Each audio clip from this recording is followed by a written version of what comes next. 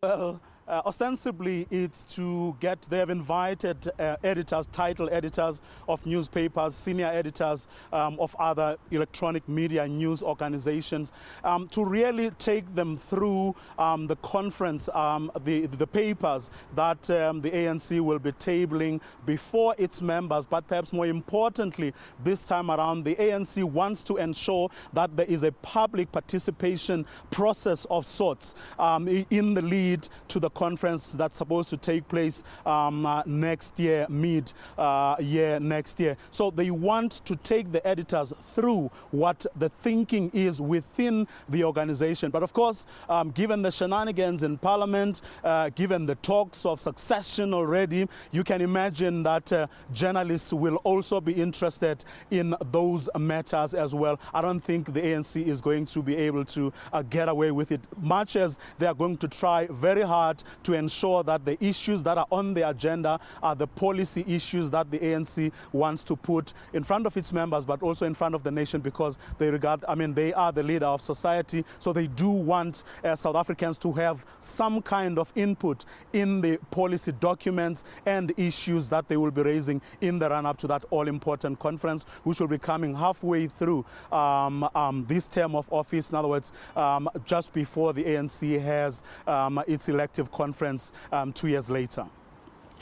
What are some of the challenges that are currently facing the ANC? I mean, to call national editors from a variety of different media, you know that the ANC are wanting maybe to help these media houses better understand their point of view. Obviously, they feel that maybe these media houses aren't understanding their point of view.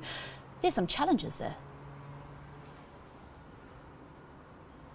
Well, I mean, the ANC is on record about the fact that it is not keen to start talking about succession, who's going to succeed President Jacob Zuma when he eventually leaves office. So I think one of the things they want to really drum down the ears of everyone who sets the agenda in the media is that that is not the only issue that the country should be talking about. The ANC is also on record as having said that its delivery track record is not quite where the ANC would have wanted it to be 20 years down, 20 years into our democracy. So presumably it wants to talk about how it wants to get where it wants to see itself over the next few years.